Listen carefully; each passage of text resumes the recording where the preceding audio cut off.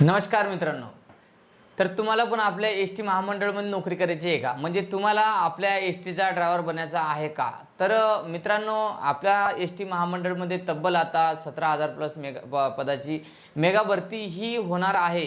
तर मित्रांनो, आपण जाणून घेणार आहोत की ह्या भरतीमध्ये हे भरती कधी होणार आहे आणि कशा पद्धतीने होणार आहे, हिची प्रोसेस काय राहणार आहे, ह्या व्हिडिओमधून मी तुम्हाला सगळी माहिती देण्याचा प्रयत्न करतो. तर मित्रांनो, विषय आपल्या भरतीचा असा आहे की आता बरेचसे जे माझे जे ओळखीचे लोक आहे किंवा आपले मित्रमंडळी किंवा मला प्रवासादरम्यान कुठलाही आपला चालक बंधू वाहक आपला जे ड्रायव्हर भाऊ आहे ते आपल्याला विचारणा करत आहे की ही भरती दादा आता अगोदर निघलेली होती, पण आता ही भरतीची सुरुवात कधीपासून होणार आहे, म्हणजे जी जाहिरात कधी येणार आहे, जी आर कधी येणार आहे.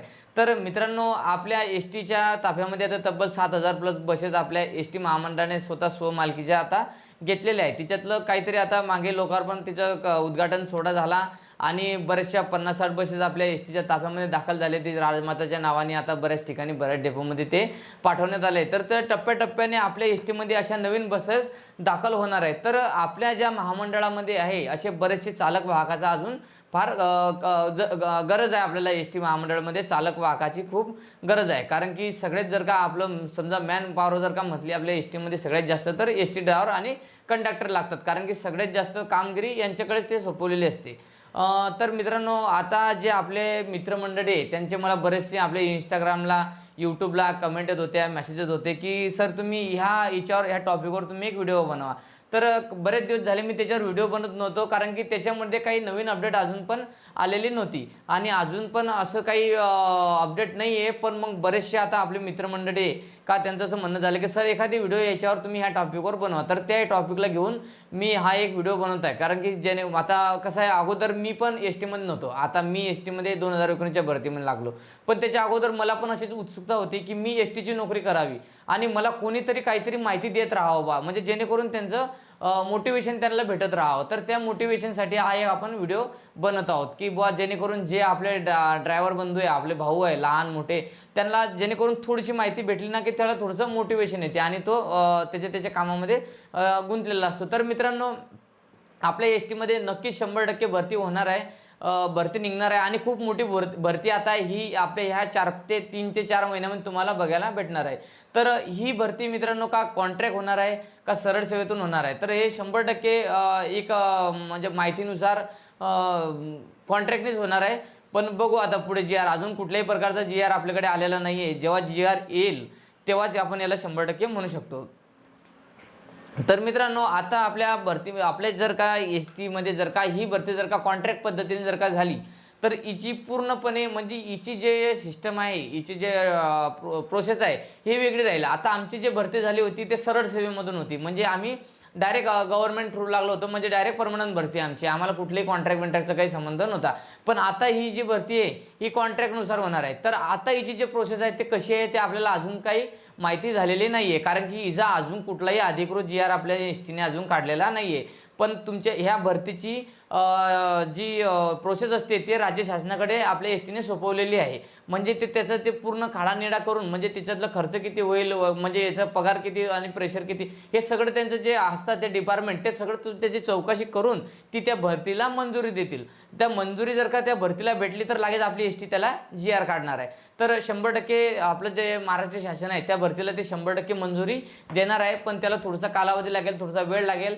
पण तोपर्यंत तुमच्याकडे ही डॉक्युमेंट, ते कॉन्ट्रॅक्ट असू द्या किंवा सरळ सेवेतली भरती असू द्या, पण तुमच्याकडे तुमचं ड्रायव्हिंग लायसन असणं फार गरजेचं आहे.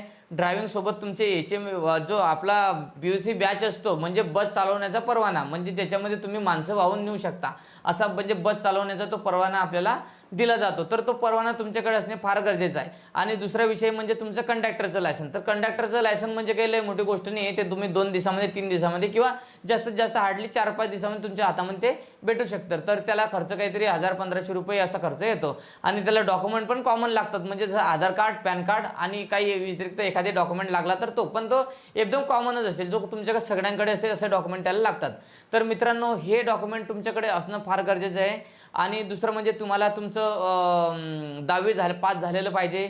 जर का आता हे कॉन्ट्रॅक्टमध्ये आहे, पण तरीही तुमचं कास्ट सर्टिफिकेट जर का कास्टनुसार, आता कॉन्ट्रॅक्टमध्ये म्हटल्यावर कास्टचा विषय संपून जातो.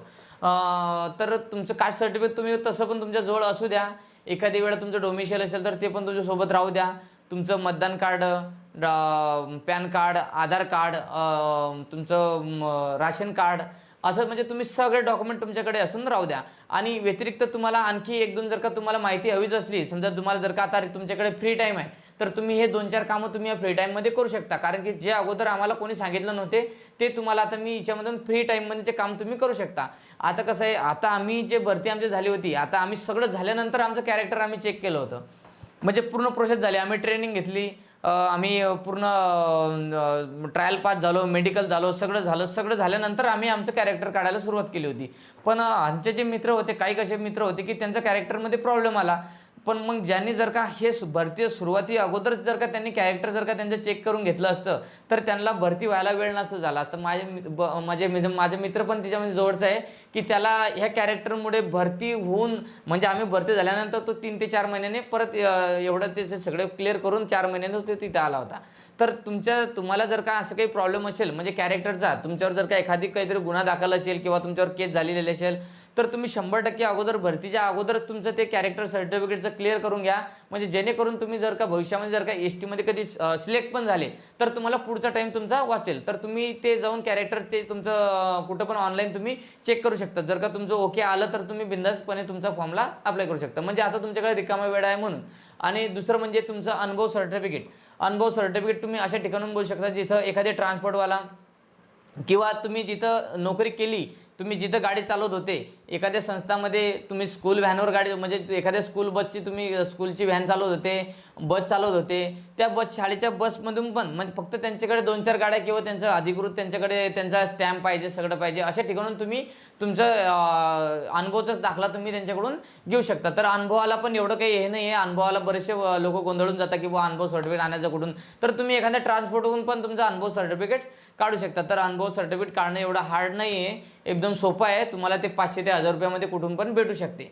फक्त तुमच्या लायसनवर जेवढे तुमचे अनुभव आहे लायसनचा, म्हणजे तुमचं लायसन किती वर्ष जुनं आहे, 2 वर्ष, 3 वर्ष, 4 वर्ष, 5 वर्ष, 6 वर्ष, भले तुम्ही काळी नको चालू द्या, पण तुमचं लायसन जेवढं जुनं आहे तेवढं तुम्हाला अनुभव 100% त्या लायसनच्या आधारावर देण्यात येणार आहे. तर मित्रांनो, ही अशी आपली आता भरती 100% होणार आहे. पण तुमचं हे पूर्वनियोजन, तुमचं कॅरेक्टर वगैरे काहीतरी एखादी गुन्हा असेल तर तो तुम्ही आता जर का असेल तर तुम्ही त्याला येसपर्यंत तुम्ही त्याला क्लिअर करू शकता. म्हणजे त्याच्यावर काहीतरी तोडगा काढून तुम्ही त्याला क्लिअर करू शकता. नाहीतर मग तुम्ही भरती होसाल, भरती झाल्यानंतर मग तुम्हाला ते वेळ लागून जातो आणि तुमचे एवढे इकडे दिवस वाया जातात. म्हणून तुम्ही अगोदर हे पूर्वनियोजन करून तुमचं कॅरेक्टरचं तुम्ही करून घेऊ शकता.